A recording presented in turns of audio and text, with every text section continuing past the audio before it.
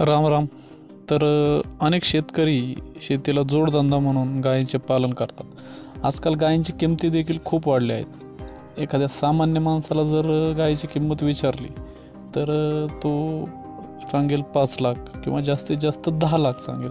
परंतु अशी एक गाय आहे जिची किंमत तब्बल 40 कोटी रुपये आहे. हे ऐकून सर्वांनाच आश्चर्य वाटेल, पण हे नक्कीच खरं आहे. आज त्याच गायीबद्दल आपण जाणून घेऊया. तर जाणून घेऊया गायीचं मूळ ठिकाण कोणतं आहे. ही गाय मूळची आहे आंध्र प्रदेशमधील नेल्लोर येथील. त्यामुळे तिला इथे नेल्लोर गाय म्हणून ओळखले जाते. परंतु ब्राझीलमध्ये या गायला व्हिएटिना 19 FIV मारा इमोविस या नावाने ओळखले जाते. नाव खूप लांबलचक आहे, पण या गायीची खासियत ही तशीच आहे. ब्राझीलमधील प्राण्यांच्या निलावात या गायीची किंमत तब्बल 4.8 मिलियन अमेरिकी डॉलर्स एवढी बोली लागली आहे. ही किंमत भारतीय रुपयांनुसार 40 कोटीपेक्षाही जास्त होते.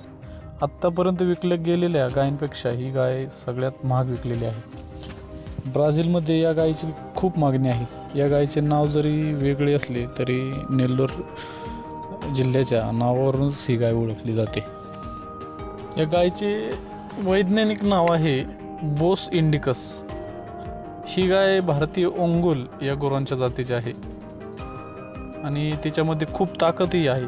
या गायीचे 1968ला पहिल्यांदा जहाजाने ब्राझीलमध्ये गाय पाठवण्यात आली. या गायीचे वैशिष्ट्य म्हणजे अतिशय उष्ण तापमानात देखील अगदी सहजरित्या ही गाय राहू शकते. या गायीची चयापचय संस्था चांगली काम करत असते. ब्राझीलमधल्या उष्ण तापमानासाठी ही गाय अत्यंत अनुकूल आहे. म्हणून ब्राझीलमध्ये या गायांची खूप मागणी आहे आणि खूप मोठ्या प्रमाणावर तिथे खरेदी विक्री या गायीची होत असते. म्हणजे थोडक्यात भारतीय वंशाच्या ज्या देशी गायी आहेत त्यांना बाहेरही खूप मागणी आहे. म्हणजे त्याचं महत्त्व, त्या देशी गायींचं महत्त्व खूप आहे. अशीच एक थारपारकर गाय जी आहे, म्हणजे थोडक्यात तिला कृष्णाची गाय असं म्हटलं जातं. ती थारपारकर गाय, तिला हे थारपारकर नाव का पडलं तर थारचं वाळवंट, पूर्ण उष्ण वाळवंट ती पार करू शकते, म्हणून तिला नाव पडलेलं आहे थारपारकर.